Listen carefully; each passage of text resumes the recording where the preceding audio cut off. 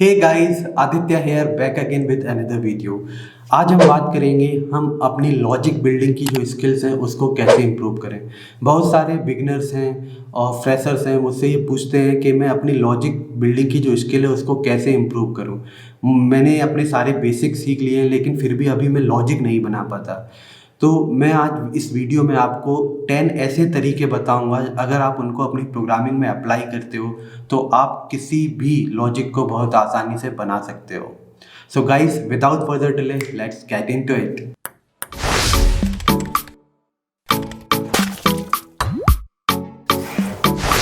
Learn data structure. मैं जैसे ही लोगों से बोलता हूँ आप डेटा स्ट्रक्चर को सीखे, तो कहते हैं हाँ डेटा स्ट्रक्चर मुझे आता है, मैंने उसकी थ्योरी पढ़ी हुई है, थोड़े बहुत प्रोग्राम भी बनाए हुए हैं। पर आपको समझने की ये ज़रूरत है, थोड़े बहुत प्रोग्राम से काम नहीं होने वाला। आपको डेटा स्ट्रक्चर एल्गोरिथम्स के प्रोग्राम बना बना के देखने होंगे। अगर आपने डेटा स्ट्रक्चर के सही से प्रोग्राम बना लिए तो मैं ये गारंटी कर सकता हूँ कि आपके 50 to 60% जो लॉजिक होते हैं ना, वो आसानी से बनने लगेंगे, क्योंकि मैक्सिमम लॉजिक कहीं ना कहीं इन्हीं प्रॉब्लम से रिलेटेड होते हैं। अगर नहीं होते, एटलीस्ट उनका कुछ पार्ट तो हर लॉजिक में यूज़ हो ही जाता है। तो मैं आपसे कहूँगा आप थोड़ी सी कॉम्प्लेक्स प्रॉब्लम के लॉजिक्स भी बनाइए, जैसे बाइनरी सर्च ट्री, सॉर्टिंग्स के, ग्राफ सर्च के, ये जो भी कॉम्प्लेक्स एल्गोरिथम्स हैं, थोड़ी सी पाथ फाइंडिंग एल्गोरिथम्स, इन सब के डेटा स्ट्रक्चर के प्रोग्राम बना बना कर देखिए। आपकी लॉजिंग एबिलिटी है यहाँ से काफ़ी ज़्यादा इम्प्रूव हो जाएगी। Make it working then optimise it. मैंने बहुत सारे फ्रेशर्स को देखा है, वो कोई भी लॉजिक बनाने जाते हैं तो सबसे पहले कोशिश करते हैं कि उसको ऑप्टिमाइज्ड वे में बनाएं। ये अच्छी चीज़ है, पर मैं आपसे ये कहूँगा कि आप पहले जब प्रोग्राम कोई भी लॉजिक बनाते हो तो उसको ऑप्टिमाइज्ड वे के बारे में नहीं सोचें। आप उसको सिंपल से सिंपल तरीके से बनाने की कोशिश करें। आप उसमें इनपुट दीजिए और आपको डिज़ायर्ड आउटपुट मिलने लगता है और सब कुछ ठीक चलने लगता है, लॉजिक प्रॉपर काम करता है, उसके बाद आप उसको ऑप्टिमाइज करने की सोचिए। अगर आपको लॉजिक बिल्डिंग स्किल्स बनानी है तो आप लॉजिक और ऑप्टिमाइजेशन अगर दोनों को एक साथ लेकर आओगे तो स्टार्टिंग फेज में अगर आप फ्रेशर हो तो आपको बहुत ज़्यादा दिक्कत आने वाली है। तो मैं कहूँगा आप सिंपल प्रोग्राम पहले बनाइए और जब वो वर्क करने लगे फिर उसको आप ऑप्टिमाइज कर लीजिए। Learning from others code. देखिए, ये एक बहुत ज़रूरी पॉइंट है और ये मैंने अपने एक्सपीरियंस से सीखा है। आप कितना भी अच्छा कोड लिख सकते हो, आप कितना भी अच्छा लॉजिक लिख सकते हो, लेकिन फिर भी आप जब किसी दूसरे का कोई कोड रीड करते हो तो आपको कुछ ना कुछ ऐसा मिल जाता है जो आपको नहीं पता होता। तो मैं आपको हमेशा प्रेफर करूँगा कि आप गिटहब पे जाइए और आप जिस भी डोमेन में काम कर रहे हैं उस डोमेन से रिलेटेड जो भी बेस्ट कंपनीज़ हैं जिनके ओपन सोर्स कोड अवेलेबल है उनके कोड को रीड कीजिए और देखिए वो कोड को किस तरीके से लिख रहे हैं, क्योंकि इस कोड से आप बहुत कुछ ऐसा सीखेंगे जो आपको नहीं पता है। तो दूसरों के कोड से ज़रूर सीखिए। साथ ही साथ अगर हो सकता है तो आप दूसरों के कोड को रिव्यू भी कीजिए। अगर आप रिव्यू करेंगे तो भी आप दूसरों के कोड से काफ़ी कुछ सीख सकते हैं। Use stack overflow. Well, I think हर कोई स्टैक ओवरफ्लो यूज़ करता ही है। अगर जो नहीं करता है तो मैं उनको ये सजेस्ट करूँगा स्टैक ओवरफ्लो ज़रूर यूज़ करें।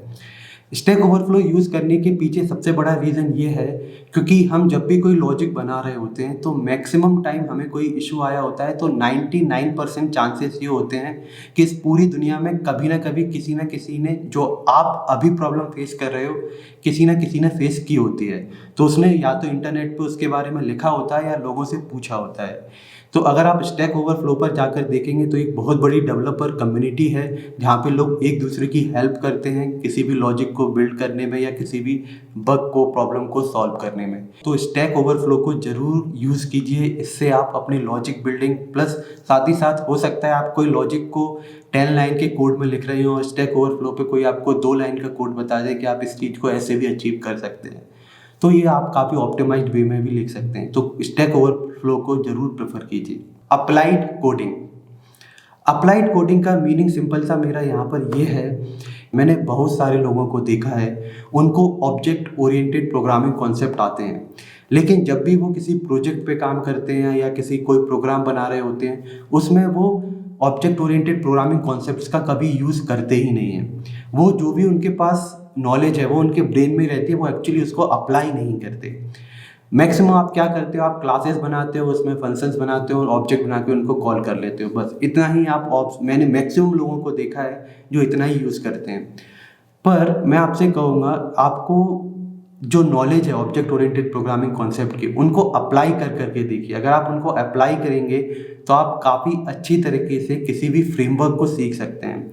देखिए, अगर आपको फ्रेमवर्क का इन डेप्थ पता है कि इस फ्रेमवर्क में ये चीज़ ऐसे काम कर रही है, तो काफ़ी हेल्प होती है किसी भी प्रोग्राम को जल्दी लिखने में। आपके लॉजिक्स अच्छे हो जाते हैं और ज़्यादा आप उस फ्रेमवर्क से सीख भी सकते हो कि आप इस तरीके से कोड को लिख सकते हो।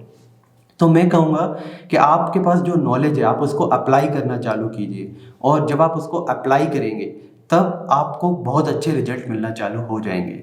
कॉम्पिटिटिव प्रोग्रामिंग, आप चाहे एक फ्रेशर हो या फिर आप एक एक्सपीरियंस्ड पर्सन, अगर आप इंटरव्यू फेस करने जा रहे हो तो मैं आपसे कहूँगा आप कॉम्पिटिटिव प्रोग्रामिंग जरूर जरूर जरूर कीजिए।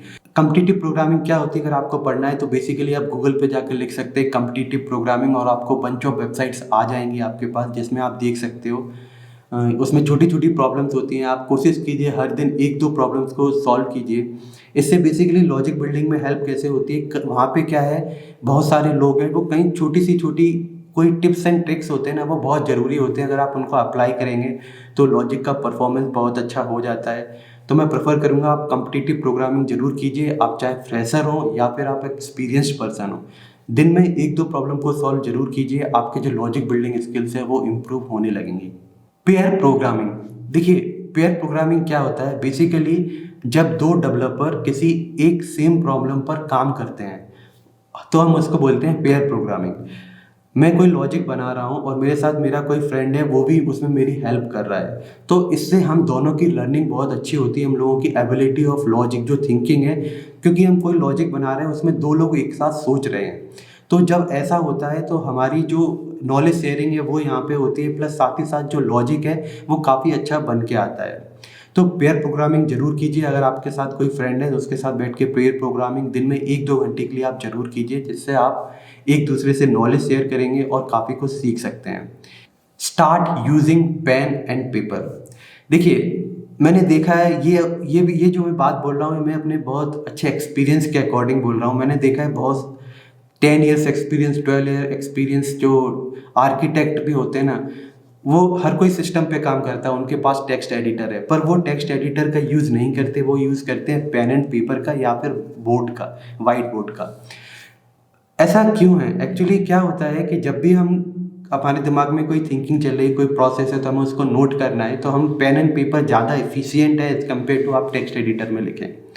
प्लस अगर हमें कोई चीज़ समझ में आती है और उसे हमें अपने तरीके से लिखना है तो हम पेपर पे अपने तरीके से ब्लॉक डायग्राम बना के, फ्लो चार्ट बना के उसको लिख सकते हैं, बहुत आसान होता है। तो मैं आपसे ये कहूँगा, जब भी आप प्रोग्रामिंग कर रहे हो और आपको कुछ अच्छी चीज़ मिलती है समझ में, तो आप पेन एंड पेपर को यूज़ कीजिए, वो ज़्यादा एफिशिएंट है एज़ कम्पेयर टू आप टेक्स्ट एडिटर्स यूज़ करें अपने सिस्टम पर। आप उनको भी यूज़ कर सकते हैं, पर प्रेफर मैं ये करूँगा आप पेन पेपर यूज़ करके देखें, आपको रिजल्ट और ज़्यादा अच्छे मिलेंगे।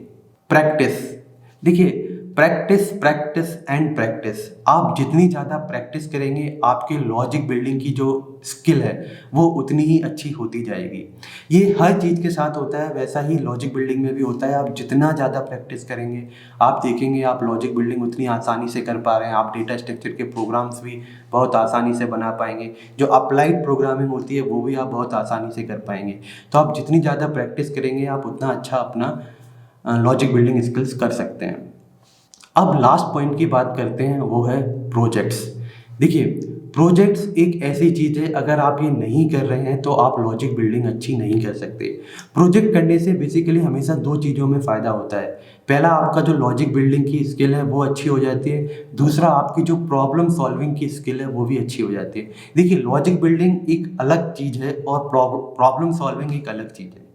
जब भी आप प्रोजेक्ट करते हो तो आपको थोड़ी थोड़ी देर में कुछ ना कुछ ऐसी प्रॉब्लम्स आती हैं जो आपने आज से पहले कभी कोड नहीं की होती, आपको नहीं पता कैसे करना है, आप उसको जाके इंटरनेट पे सर्च करते हो।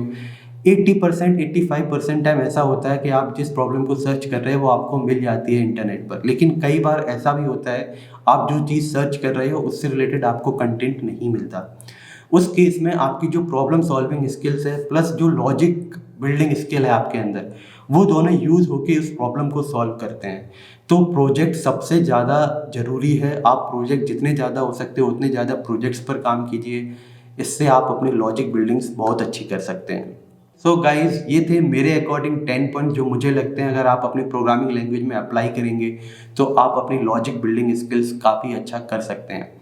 अगर आप भी किसी पॉइंट्स हैं जो आप अपनी लॉजिक बिल्डिंग के लिए अच्छा करते हैं तो प्लीज़ मुझे कमेंट सेक्शन में बताइए, मैं उनको ज़रूर पढ़ूंगा और खुद पे भी अप्लाई करके देखूंगा वो कितने एफिशिएंट होते हैं। So guys that's all I had for this video. Thanks for watching. I will catch you in the next one. Bye.